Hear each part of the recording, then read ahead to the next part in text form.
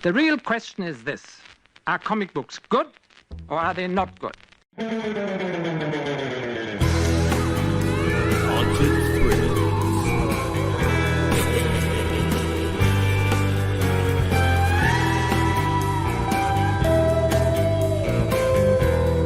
I was fascinated with pre-code horror.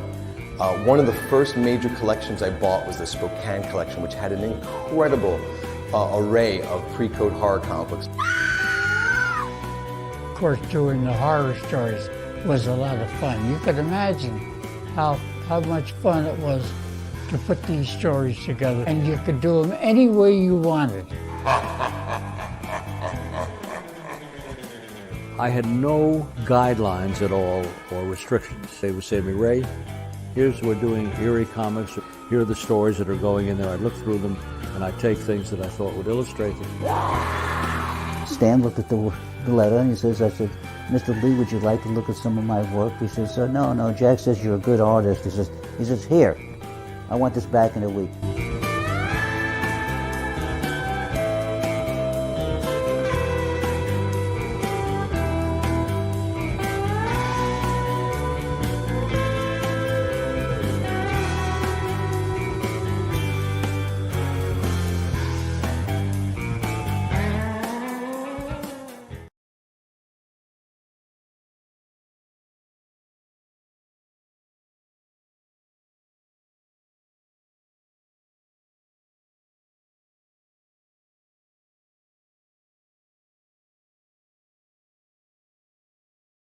Right now, so you can actually hear me.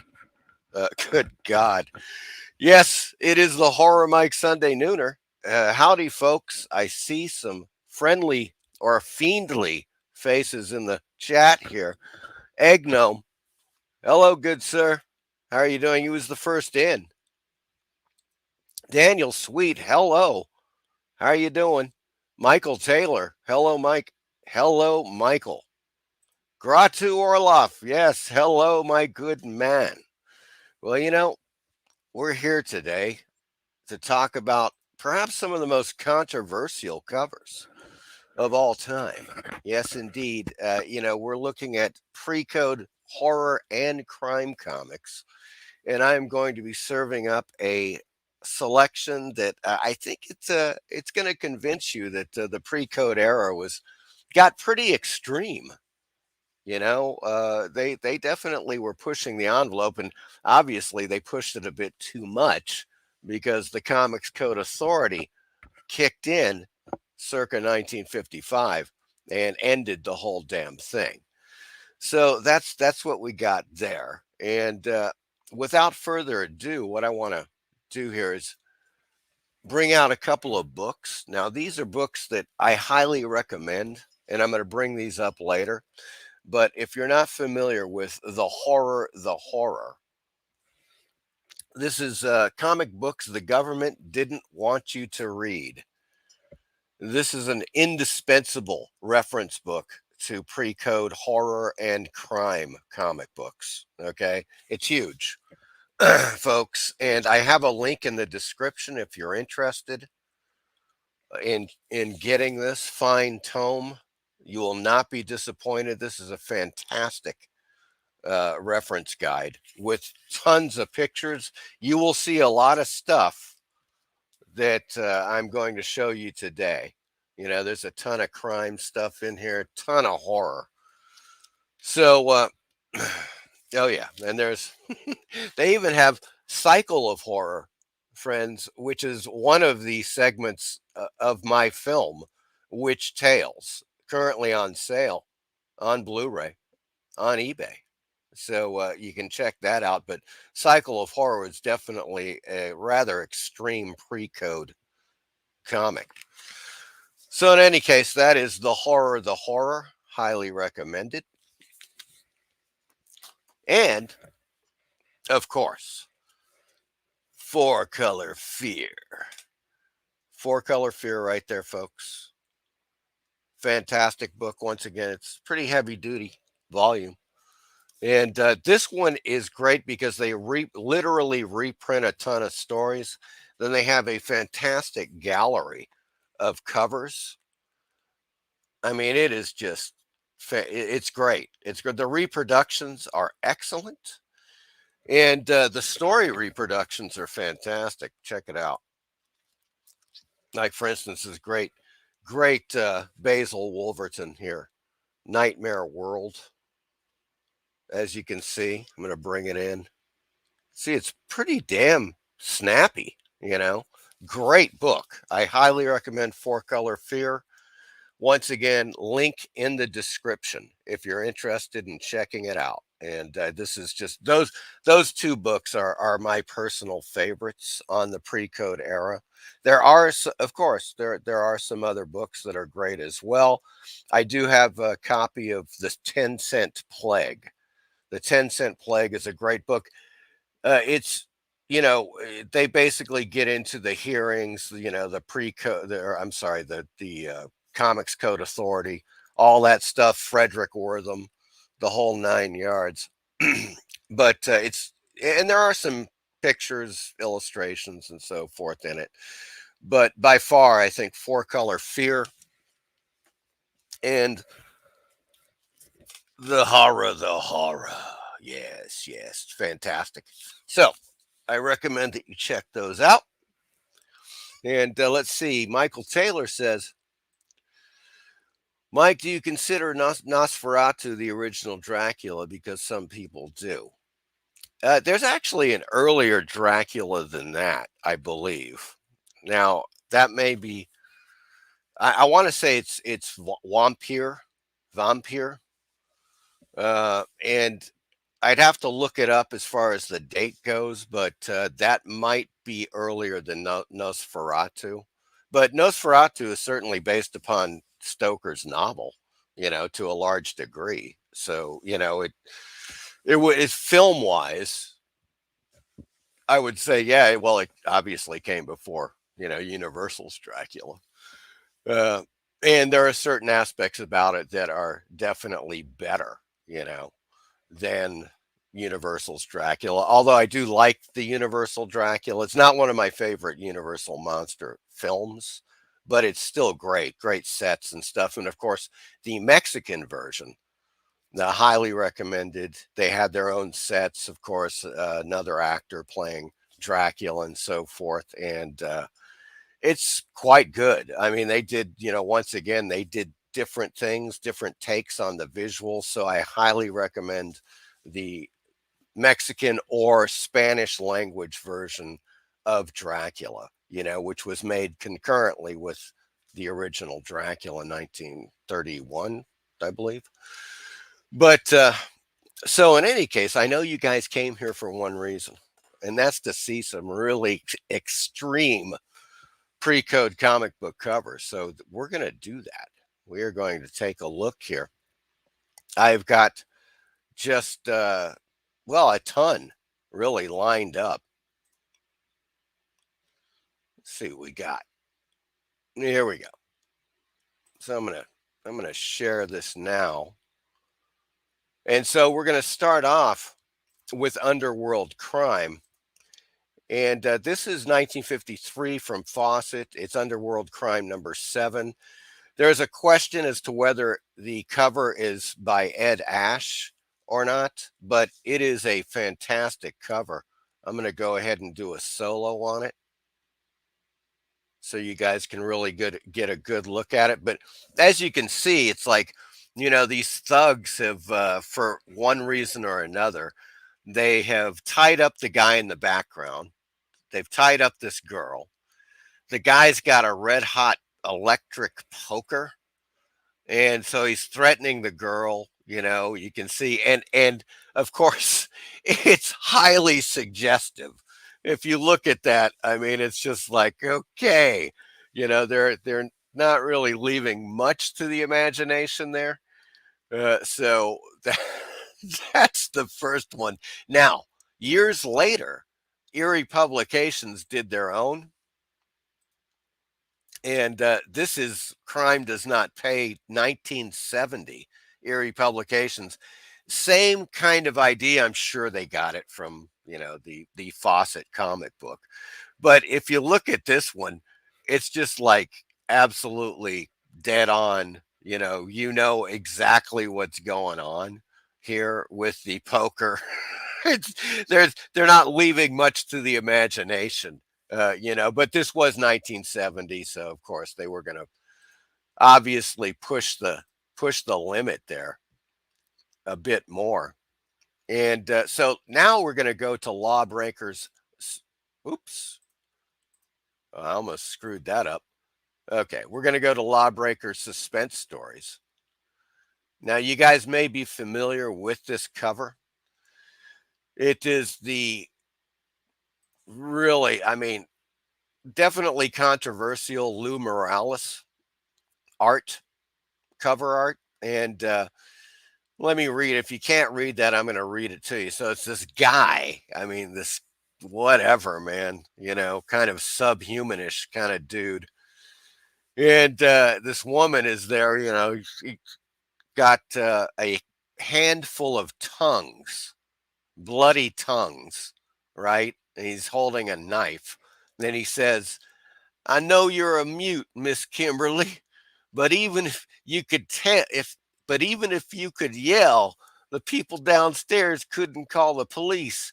You see, I already cut their tongues out.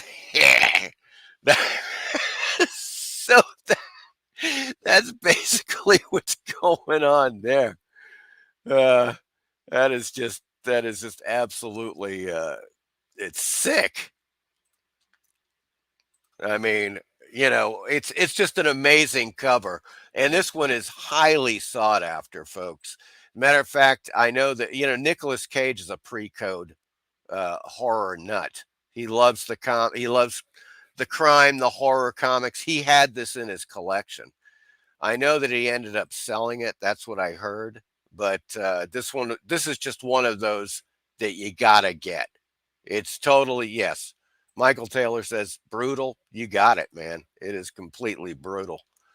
There ain't no doubt about that. So now we're going to move to Crime Does Not Pay. Now, this cover is interesting because in the first place, this is a Charles Bureau cover, and it's, he did a ton of the Crime Does Not Pay covers, but it's kind of hilarious. It is kind of extreme too, if you really look at it and read the dialogue. I'm gonna do that right now. Okay, this woman opens the door. This guy falls in. He's already dead, apparently. He's got a knife right through his heart. And the note says, I'm a dirty rat and got what was coming to me. And you see the car driving off there. And so she opens the door and his corpse falls in. That is just, oh my God. Charles Bureau, man.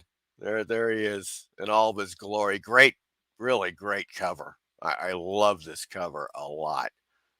Crime Does Not. Another one. This is another issue that demands top dollar. It's definitely a sought after comic book. There's no doubt about that. Now we're going to go to yet another extreme cover. This is Fight Against Crime. And I believe this is, let's see what I got on this. This is Fight Against Crime number 20 from Story Comics, 1954. Artist unknown. Who knows? I'm going to try to find out who this artist is, because it is just such a great cover and really well done. Now you notice a couple of things. Pardon me. You notice a couple of things. In the first place, of course, here comes the cops, right on the guy's ass as he's dumping this body and a severed head. He just chopped the woman's head off into a sewer hole, and he's saying, Scarface told me this road was blocked, but here come the cops, and so the only thing, if you look closely, you can see where the head is, the severed head. Obviously, there would be blood on the stump. The stump would be kind of ragged, They made it pretty clean cut there. It may have been definitely different when he originally drew this. As a matter of fact, probably was, but they just thought it was so extreme they had to kind of make it neat and clean there. But still, that is one extreme comic book cover from the pre-code era. I think you guys would agree. That is, once again, Fight Against Crime number 20. Just amazing. Could be his wife. That's true, Michael Taylor. Good Lord, man. Daniel Sweet, look at these separate images. I can almost understand why folks got bent out of shape in the 50s. Yeah. Daniel Sweet, you are absolutely correct, my good man. It's just, some of these things were just really, you know, beyond pushing the envelope, I think. I mean, I just trying to place myself in the early 50s and seeing this on a newsstand. It would just, I don't know, man. It would be really hardcore. I think it would be a hell of a thing. So let's go to our next cover, folks. Once again, this is Fight Against Crime as well. Now, this issue is number 12, 1953, and it is Dick Beck, the artist. He did a ton of horror and crime stuff in the early 50s, and supposedly this is Dick Beck art. So of course the scene is that this woman, she's just pushed her dead husband who's got a knife in his back, and of course she's tied him off with a big rock around his neck. And she's like, he's dead, and now I'm free. Ugh. As she tosses the rock. And of course, here comes this other guy. You can join your boyfriend, sister. And he's about to push her off into the water. Pleasant, huh? Yes, indeed. So that is just too much, folks. I love that cover. That is just crazy stuff. So next we're going to move on. Well, actually, we're going to go back to Lawbreakers, 1953. Now, this is Dick Giordano on the cover art here. And this is another classic one here, Lawbreaker Suspense Stories. Number 15, Dick Giordano cover. And this is the classic acid thrown in the face cover. Okay? That is what's going on here, folks. You can see the woman in the mirror there. She's holding the beaker of acid. She's just thrown the acid in the guy's face, and his face is starting to dissolve, kind of. So that's a pretty graphic cover for the period. Michael Taylor says, yeah, I agree. They probably wanted it not to be so gory. Yeah, I think that was the case with that severed head. It just looks too, to me, it's like the guy just went back and he just cleaned it up, and it lost obviously a bit of its realism, but I think they just were like, look, we got to do it that way. If not, we just can't publish it. I think that was kind of the gist of the whole thing. Now let's go to Underworld Volume 1, number 4, 1948. Artist Unknown. Now this is just one of those cheap-ass crime covers here where the guy's like, oh, shut up, and he smacks the girl, right? And this guy, this really, the guy looks like he's a college preppy back there. Is like, hey, look out, the cops. And this woman over here on the right, she's like, that'll give her the new look. All these people, it's like everybody on the street, look at these people. They're all just like, it's like the worst, scum you can imagine. There we go. Underworld True Crime Stories. That is just too much. It is too much. I shouldn't be laughing out loud, but I can't help myself. I know, Daniel Sweet, it's true, but it's so ridiculous that when you look at some of these covers, you're just like, okay, man, you know. I mean, and this stuff was on the newsstands, folks, and they put them all together. So all of your whatever, there was no separation here. It was all like you had your superhero comics, you had your crime, horror, science fiction, everything was together. So, both kids and adults alike could just walk up and, oh yeah, I'll take that one. Oh, those were the days, weren't they, folks? Those were the God. If I could just go back in a time machine for like 10 minutes to a New York comic book, newsstand. Well, let's put it this way, I'd be totally wealthy right now. Uh, Daniel Sweet, keeping his pimp hand strong. Yes, indeed.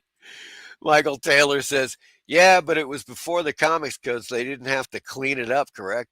Yeah, well, but they did self-censor. That's one of the things. And the worst publisher that self-censored was EC Comics. Now, I'm going to see if I do have some EC Comics coming up, but there is a classic cover from EC where it's a guy that's walking into a room and he's got an axe buried into his skull on the top of his head. And that was the original cover. He's walking in, axe in the head. And they EC, I mean, I guess it was William Gaines thought it was too extreme. So for when it was published, it was just like the guy's walking in. He kind of looks like almost like he's dying, or he's, I don't know, in the process of dying. But they took the axe out. So it's just like this thing on his head. I don't know what the hell. It just makes no sense. There's just like a blank kind of area there where the axe would have been. And this was EC self-censoring. They were, and it wasn't as extreme as some of the covers I've already shown you guys, so EC just kind of wimped out on that stuff. Egg Gnome. Hello, Egg Gnome. Let's see. I wonder what she did to bring this on. Did she say, do you own dishes? I don't know, man. That was just great. Daniel Sweet, in the 50s, everybody read comics. It's absolutely true. I've said this before. I'll say it again. You look, a lot of these comic books, you look at them, they weren't just designed for kids. There is no doubt about it, man. They were trying to, straddle both markets, adults, kids, to get, basically just like we would. Look, adults walk into a store today, magazines, whatever, go to Barnes and Noble. You're going to, if there's comic books there, they're going to catch your eye. And back in that time when the newsstands were a thing and they just had dozens and dozens of comic books up on the racks, adults and children would go up there, look at them and go, whoa, this is pretty awesome, and buy them. There was just no separation there. So that was the downfall. Unfortunately, people like Frederick Wortham and so forth were totally outraged. And I think that was the thing. And I was talking to Gratu about this. We had a bit of a discussion not too long ago where it was like, yeah, it's hard to believe these comic books were on the newsstand so kids could easily access them. But of course, if they couldn't have, the publishers wouldn't have bothered. That was the whole thing. It was like, I'm sure they were thinking, look, we got to sell as many of these damn comic books as we can. And so we're going to sell them to everybody. And that was the thing. It was like the wild, wild west. They just put these comics on the newsstands, regardless of the content of the covers and so forth. And so everybody was buying them. There's no doubt about that, man. So let's get on to our our next one here. That was Underworld. So now I want to go to now this. Let's get into a little crime suspense from EC. Now this is one of the most controversial EC covers right here. From it's yeah May. When was that? Crime suspense 1954, right? And this is a Johnny Craig cover. I'm gonna blow it up a bit. One thing too, I realized, guys, is, and I never thought about this before. You know how the EC covers, they, when you look at them, of course, the top is always like 1/3 of the cover is just this block, right? They always 90% of the time they had these blocks. Sometimes they didn't, but it was rare. Usually it was a big block like this, and they had a little thing like crime or horror and whatever the title was, usually with a red background or a green background. And that meant one thing. The artists were assigned to draw squares. You see what I'm saying? They weren't doing, like, for instance, 11 by 17 or 18 by 22 rectangle.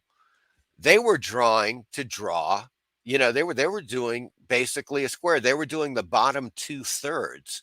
So in essence, the EC artists had to do, they had less to do. I guess that's my point, is that they didn't have the big, cover to draw. They were drawing a square. I have not seen, the only stuff I've seen of original art, from EC is exactly like this. You would see the black and white with the paste up on top. So it leads me to believe that the artists were drawing these, squared off images like this. But this is a gruesome one. It's like hubby had the final spat with his wife, apparently. And once again, you can see here, it's very clever of Johnny Craig in this drawing, because there's a couple of things about this. He's holding her severed head, but you see it's just cut off at the bottom, so you can't see the stump.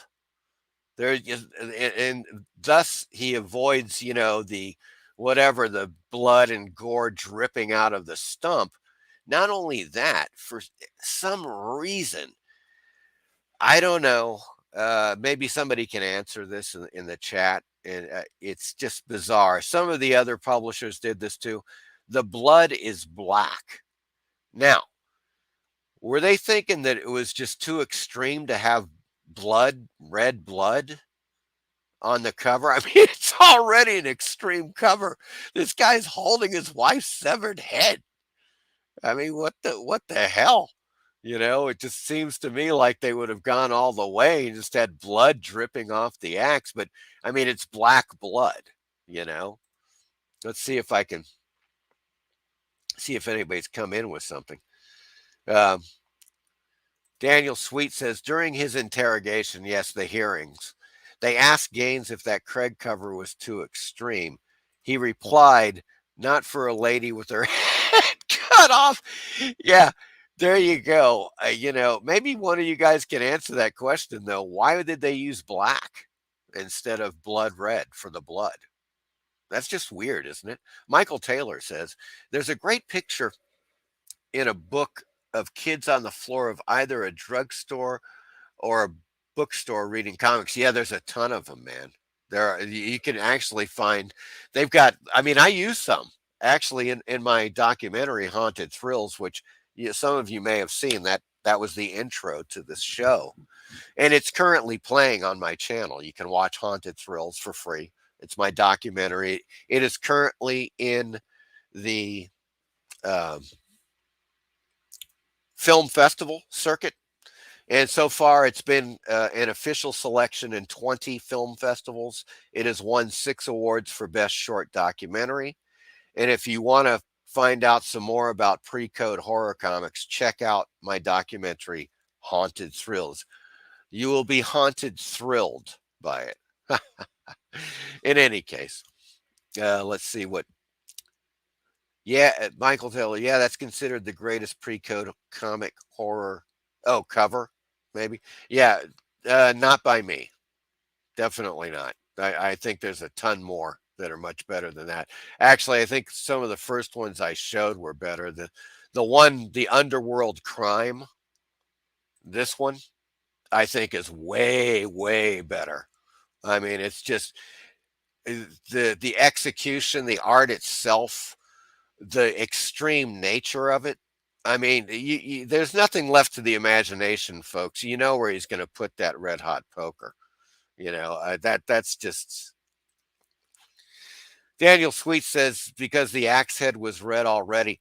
Yeah, that's really not a uh, good reason because you would have had like darker blood. I would have done the crimson, like dark crimson blood dripping off the axe. Because black, it just looks freakish, man. It doesn't really. Let's take another look at that real quick. I just don't like it. I think it almost looks like, to me, it looks like there's just black paint splattered on it. It just really doesn't do anything for me, But that was their little thing they had to do. Now let's go to some hot. Oops. Some very hot Wally Wood. Now this is just an awesome shock suspense stories cover with art by Wally Wood. And it's so well done. Now, once again, it's got the block there. And so there's some kind of weird beetle cult. You can see that there. I don't know. It's not the Ku Klux Klan. This is just some kind of a weird cult. He's got some writing on his robe there. And of course, in the great tradition of Wally Wood, just an really uber hot babe there, tied up, some bondage going on there, some headlights happening. Well, multiple headlights actually. Then looking at the picture there, and of course Wood's signature there. And I get, this hooded character, evil guy, by the way. He's about to whip this poor woman for some reason. We don't know, but it's just a iconic cover. And of course, this is really a sought after cover. People just, obviously. Well, Wally Wood, Wally Wood is just he was such a great artist. And this is, I think, one of his greatest EC covers. No doubt about that, because they cleaned it up. Yeah, they cleaned it up all right. Hey, Jacob, how are you doing, man? Yes, indeed. This book is crazy expensive now, yet you're absolutely right. It is freaking insane. It is just like one of those, of course, in great shape.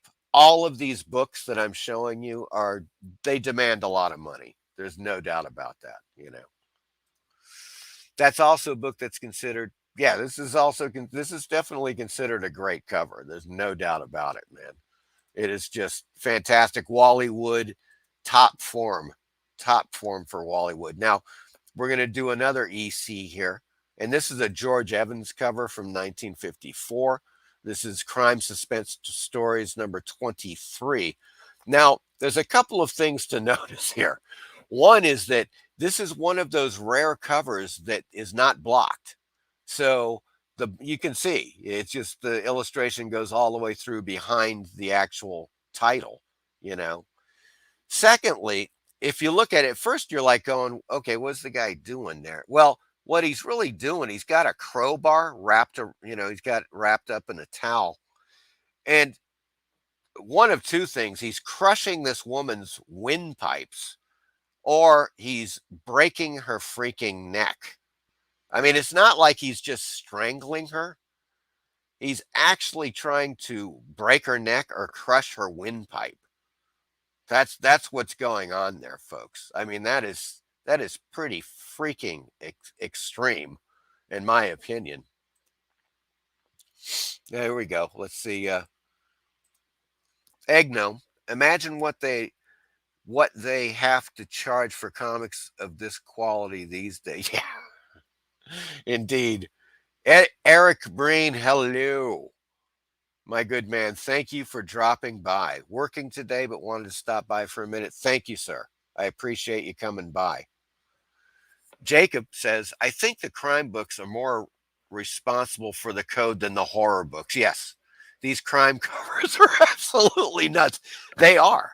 I mean, there is no doubt about it. There are a few horror covers that are pretty extreme, but by far the crime covers, they were just, man. I mean, I'm not showing you all of them, folks. There are a ton of these crime covers, and they have many, many more in this book. The Horror. I highly recommend this. I have it linked in the description. They cover both the crime and horror comics.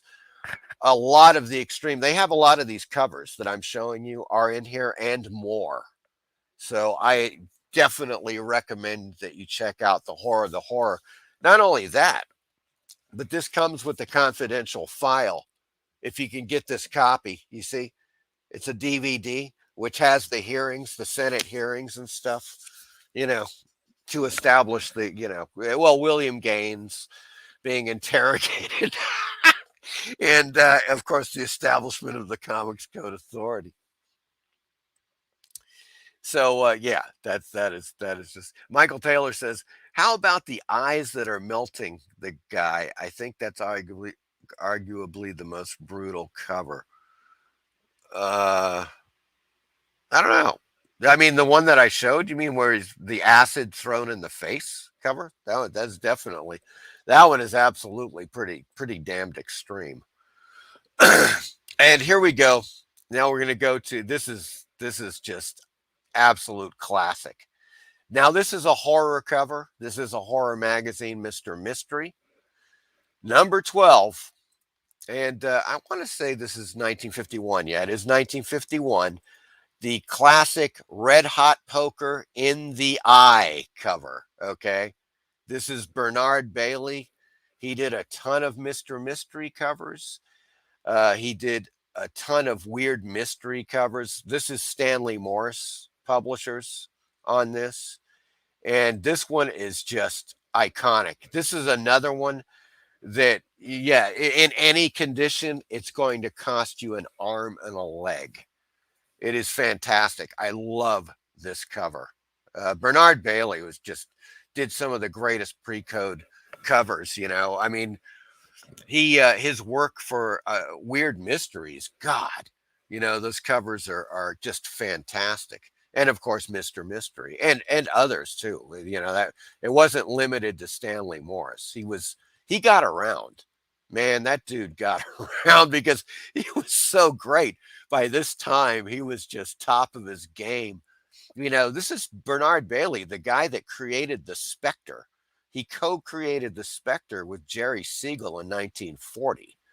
And he went on to do some of the greatest pre-code horror covers I've ever seen. There's no doubt about that. So that is Bernard Bailey with here we go. Jacob says Bernard Bailey could both draw horror and superheroes incredibly well. His Spectre stuff was out of this world. Yeah, I love it. I've got that, the volume of that DC put out, the archives, the Spectre archives. Man, if you guys can find that, I hope they reprint it. Apparently, they have not reprinted the Spectre Archives Volume 1. This is all the stuff that the original stuff, starting in 1940, that Bernard Bailey was doing in More Fun Comics. All of those More Fun Comics are just, forget it. They're through the roof. Unless you're really extremely well off, you're never going to get them. Michael Dodd is on the scene. Hello, Michael. Hey, Mike, I'm busy, but I'm listening in the background. Good show. Thank you, Michael Dodd. I appreciate that. Jacob says, not too many artists can do both that well. That is absolutely true. Peter Van Viljon. Hello, Peter. Mr. Mystery number 6 cover, also brutal. I may be coming up to that, Peter. let's take a look here. I know I've got another one. Yes, I am. You speak of the devil. I think Peter was reading my mind on this. I've got Mr. Mystery number 6, and this one is just fantastic. It is a Mortellaro cover, or Mortellaro, but I think it's Mortellaro because it's 2 L's, as you can see there. And it's the cultists, my good friends. The cultists have got this couple. They've got the guy, back there. He's helpless. These ghoulish cultists here. And they've got the poor woman bound to this wheel. And that wheel is just about to go into some molten whatever the hell that is. Talk about a slow, well, kind of slow. I mean, she would be dead pretty quickly, but I mean, just the thought of going slowly rolling into that molten mess down there is pretty damn, pretty damn horrifying. Mr. Mystery was great. I love their covers. They're fantastic. It is truly a great cover. The guy is standing and these eyes are floating in the air and shooting beams as the guy is melting. I don't know that. You're going to have to find the name of the cover, Michael, on that one. I'm not quite sure what you're talking about. But in any case, yeah, that's Mr. Mystery number 6. And we are going to go to another great Harvey. This is the first Harvey cover I'm going to show. Teenage Dope Slaves. Oh my God. Good old Harvey. Leave it to Harvey. This is Teenage Dope Slaves number 1. There was only one, I believe. Harvey, 1952. Cover by Marvin Bradley and Fred Edgington. And so it's Teenage Dope Slaves. Shocking dope expose, as exposed by Rex Morgan, MD. And so they've got this kid. He wants the shot. The thug here is holding up the needle out of his reach. The poor woman here is like, Bruce, you've got to stop now before it's too late. The kid's like, please give me the shot somehow. I'll get the money somehow. And the guy's like, somehow don't count. Cash on the line, sucker, or no shot. So it's just like, I don't know. Now, it says Comics Library number 1. Was this on the newsstands? If I went today, I swear to God, today, if I went into a comic book store and I saw this, it would be in my collection like in about 2 seconds. Okay. I couldn't imagine being a kid or an adult passing this up on a newsstand, folks. That is just totally nuts. Where can we get any reprints of these books? The originals are very expensive to own. There are several ways you can get reprints, Peter.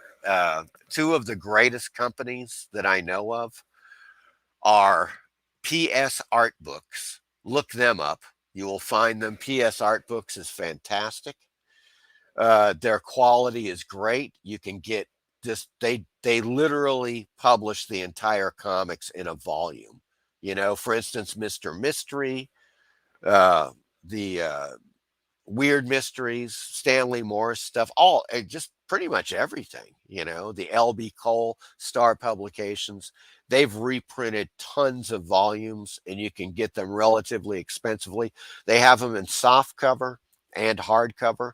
That's PS Art Books. Look up PS Art Books. Also, IDW and Yo Books, that's YOE Books. They have put out a ton of pre-code horror reprints. So those are 2 that I can highly recommend. PS Art Books and IDW to get, reasonable reprints of these. And Daniel Sweet says, Teenage dope slaves. No wonder Casper committed suicide. Yeah, good God. Peter says, "Wow, thanks for the info. You're very welcome, Peter. Those are great. I highly recommend them. You can find them, all of them. I mean, readily available on eBay, probably on Amazon as well, I would say, but definitely eBay. I see them all the time, PS Art Books. And they also have their own website, too. They are based, I believe, they're still based in England. So there you go. If you're in Europe, it might be better to go directly to them, to PS Art Books, the website, and check them out. So there's Teenage Dope Slaves. And now we're going to get into a little Crimes by Women. Now, this was Fox Publications. I've never seen a physical copy of one of these, so I don't know. This is 1951, artist unknown. But let's take a look at the cover, shall we? You've got these guys inside there. One guy's shooting at the coppers, obviously, as they're making a getaway. And this guy has just pushed this woman out of the speeding car. I mean, they're going to top speed, folks. He just shoves that woman right out of the car, definitely, probably to her death, right there. While the guy in the front seat's just kind of looking on. He's like, oh well. I mean, what the hell? Crimes by Women.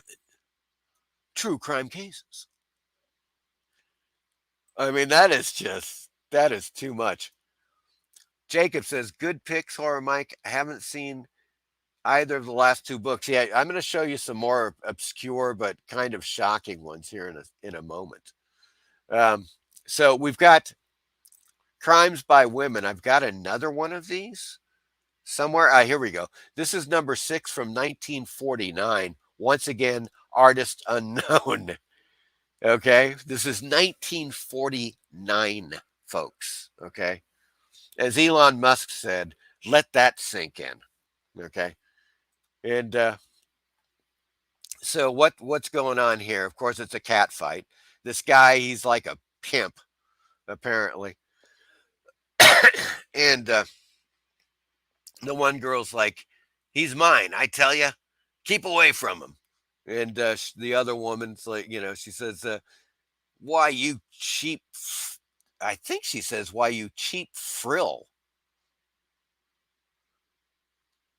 Who helped him pull that bank job?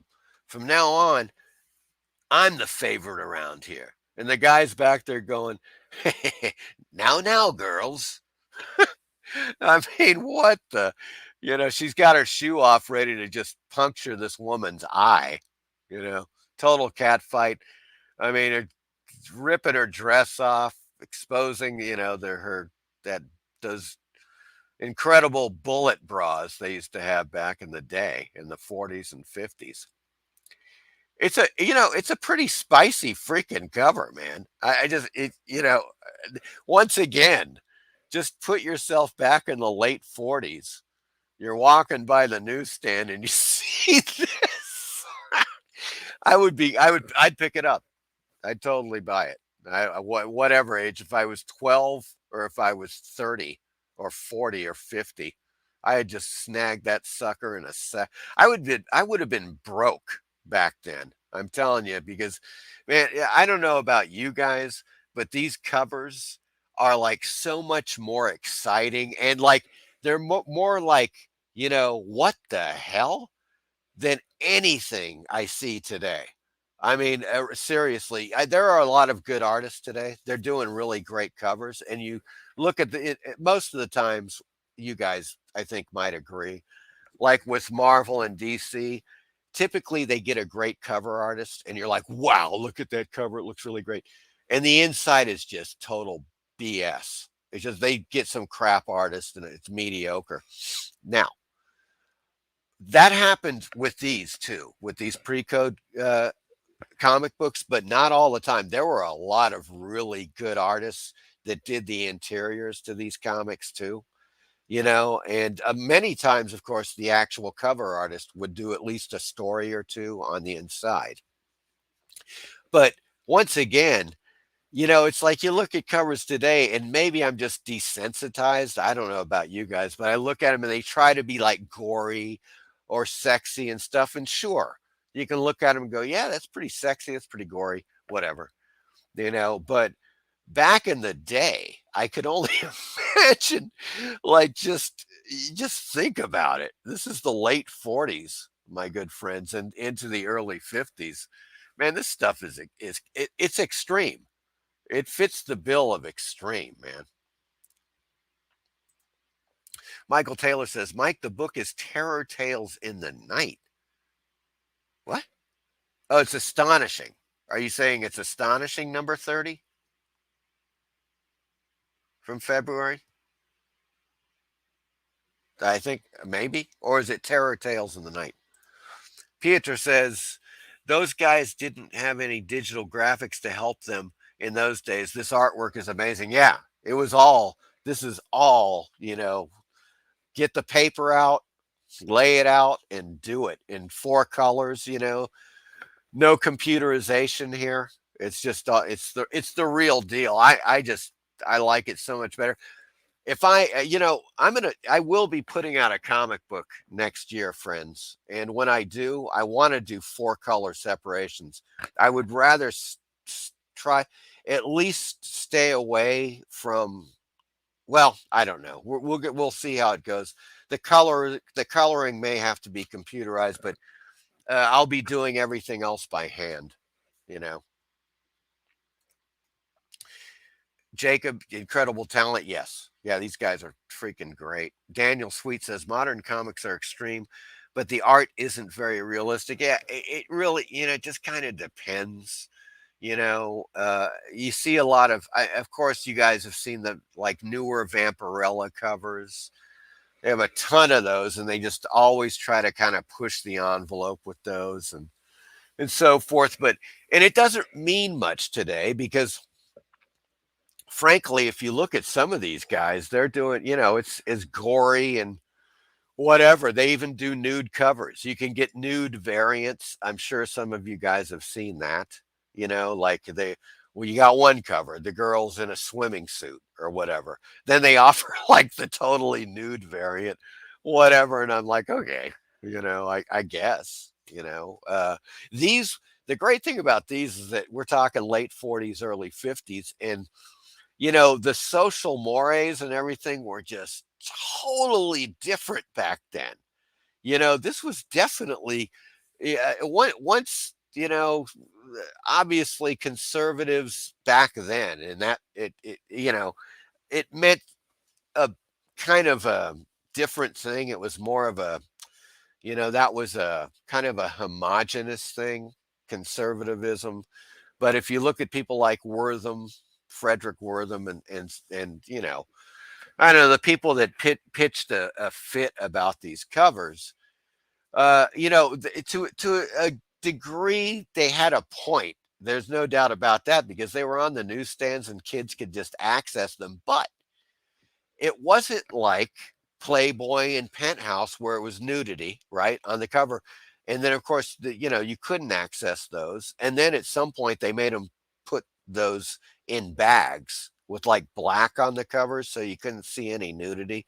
I'm sure you guys saw that when you walked into a store and they had the softcore porn magazines up there and they were in bags and preventing you from seeing them. But that was nudity, and I mean, I could imagine like if you had like uh some detective covers with some gore on them, yes, but that's showing the actual real gore and the actual nudity, photographic nudity. These are cartoons, folks. These are drawings, you know I mean, they're obviously fantasy. This is basically the importance of drawing a line between reality and fantasy. And the thing about Wortham and other people is that they were arguing that these kinds of comic books and these covers drove kids to be more violent.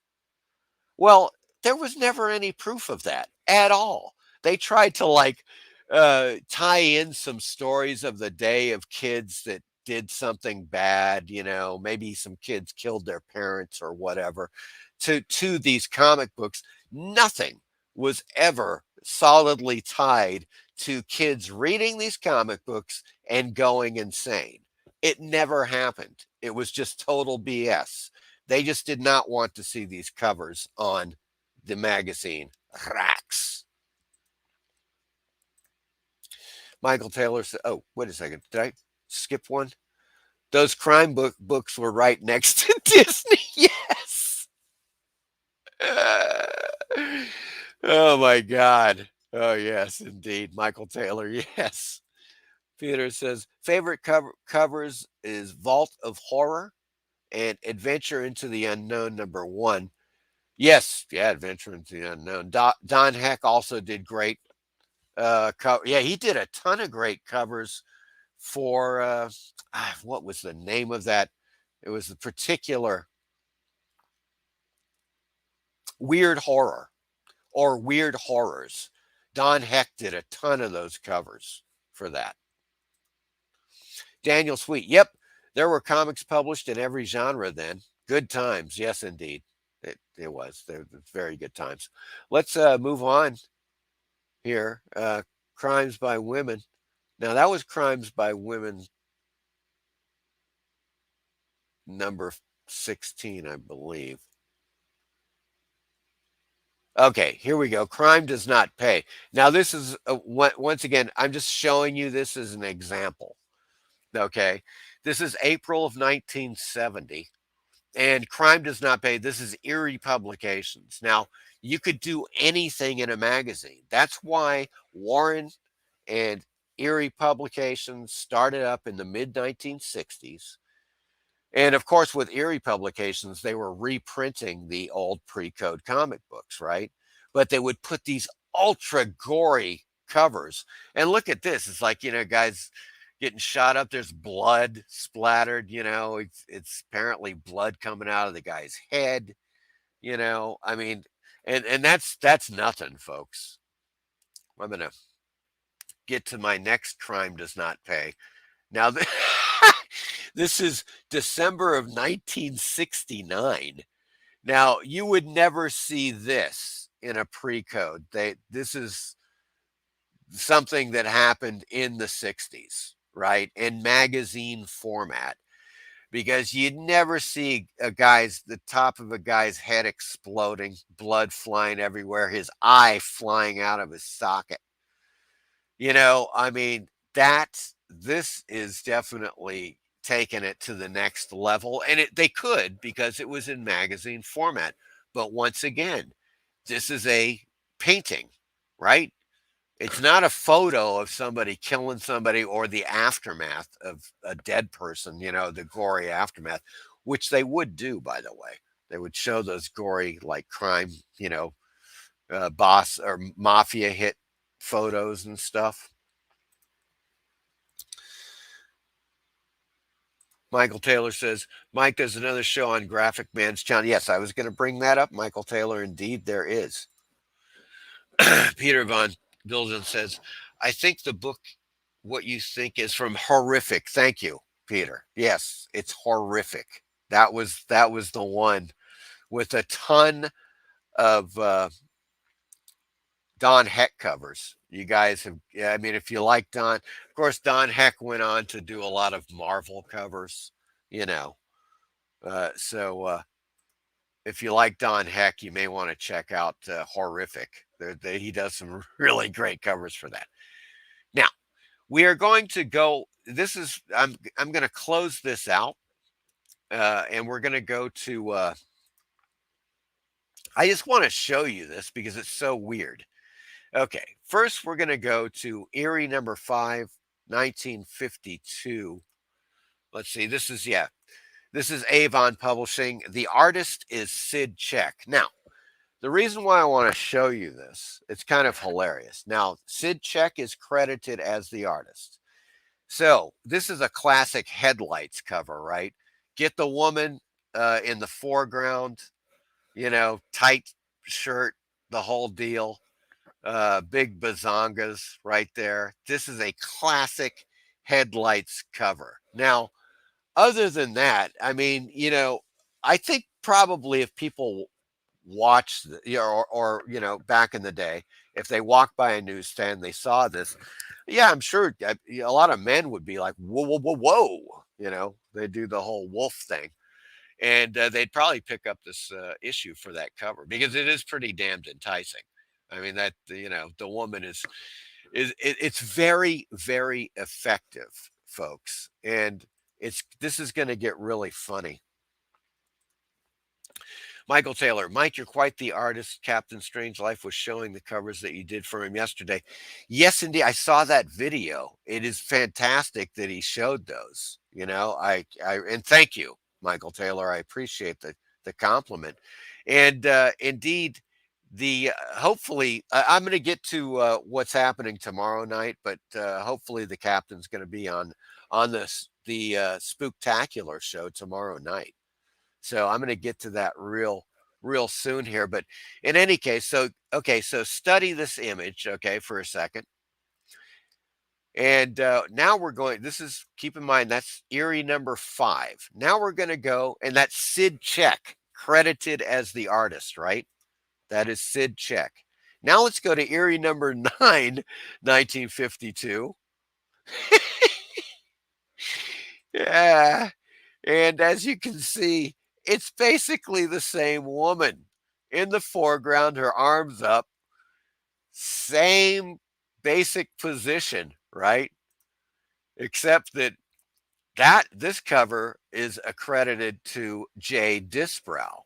Now, Jay Disbrow did a lot of interior art for Star Publications, for L.B. Cole's Star Publications. And he did some other stuff too. Obviously, he did this for Avon. This cover, which he's credited for. But it's the same freaking cover. Let's take a look. Right? So I mean, it's the same. It's the same girl. It's the same woman. That's what I'm trying to say. She's just a bit lower in the scene there, right? Okay, so it gets better. It gets better, folks. Let's check this out. This is Eerie number 13 from 1953.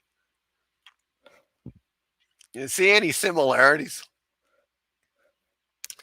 This cover is credited to Alan Hollingsworth. And it is the same freaking woman. Oh my God, it's Hot Girls for Free or something like that. I had to block that. Okay, there we go. Oh, Lord. Okay, so in any case, as you can see here, as I'm demonstrating, this is an Alan Hollingsworth cover, for Eerie number 13, Avon Publications. Here's Eerie number 9, same woman, same headlights, with a different artist. That's Jay Disbrow. And this is Sid Check, Eerie number 5. So about, I don't know, they were just literally cobbling the covers. And obviously when this cover came out, number 5, they discovered really quickly that by putting this voluptuous woman in the foreground with those headlights, they were selling more copies. That's true because this is number 5. Then issue number 9, same girl. Issue number 13, same girl. So it's the magic of the headlights, folks, is what I wanted to finish this out with. I mean, that's just totally crazy. Daniel Sweet says, big time fun, Mike. See you tomorrow. Happy Halloween. Stay spooky and non-PC. Thank you, Daniel. I appreciate it, man. Thanks for showing up, and I'm glad you enjoyed the show. Eric Green, what a strumpet. Indeed, my good man. She's such a strumpet. She gets around. Okay. This is the kind of girl that back in the 50s would get around around to some covers. That is, my God, what the hell? So it's like, okay, we consider this is Avon, folks. Okay. And my argument here with this is that if Avon at this time is cobbling their own covers, then when we look at, for instance, Erie Publications in the 60s going into the 70s, when they started cobbling their own covers, well, it's understandable, isn't it? I mean, it's like you see it's already happening back in the pre-code era, you know? Michael Taylor says, Mike, if you get the chance, can you please pull up that Terror Tales in the Night? There is no terror. I don't think there's a Terror Tales in the Night. I've never heard of it. I'm going to check it out. I'm doing a lookup right here.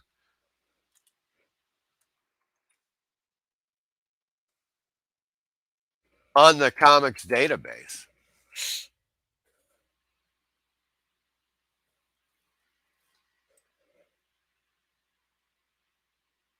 No, there is it's no. There's no Terror Tales in the Night. Unless you're talking, is it literally, where is that? You put something like Astonishing Number 30. Is that really the title? Let's take a look. I'm putting that in.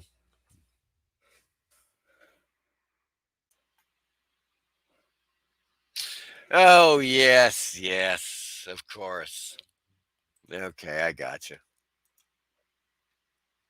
Oops.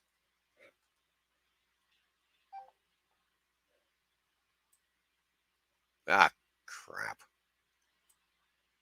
There we go.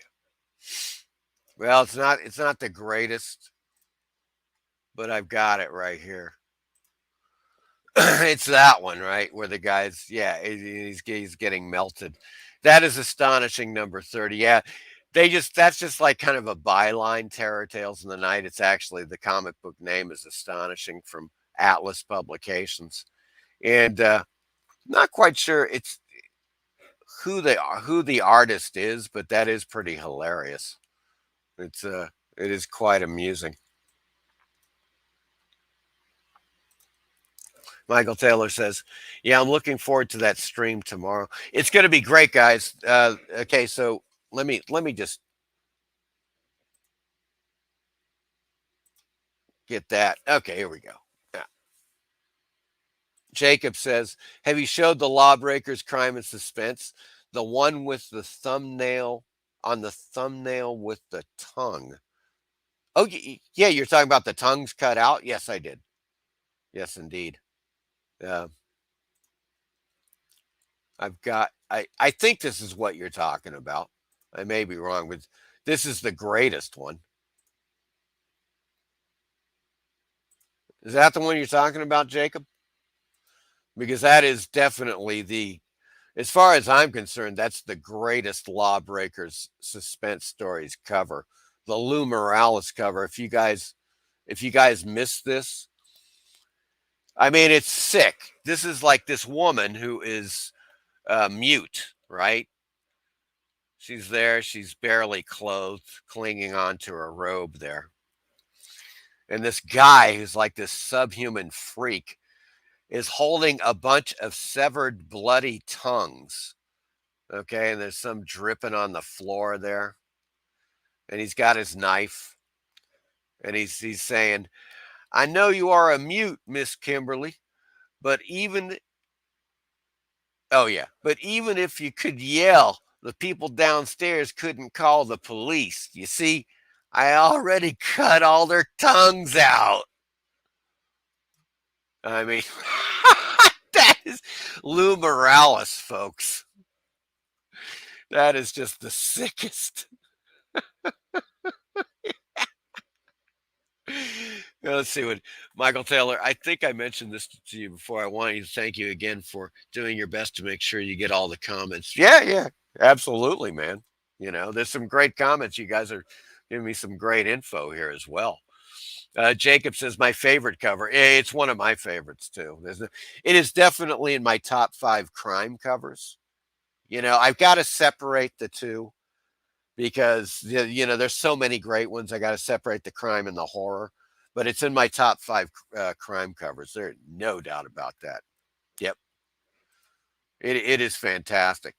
So in any case, that one going bye bye, and so that that concludes my little presentation there, folks. I hope you enjoyed it, and just as a reminder here, and I posted a thing on my on the community board there on the Horror Mike site.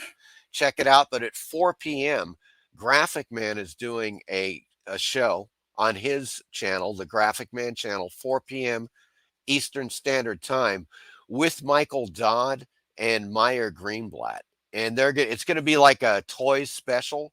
So they're going to be showing all kinds of rare toys and so forth. You will not want to miss it. I'm going to be there. Absolutely. It should be a great, great show.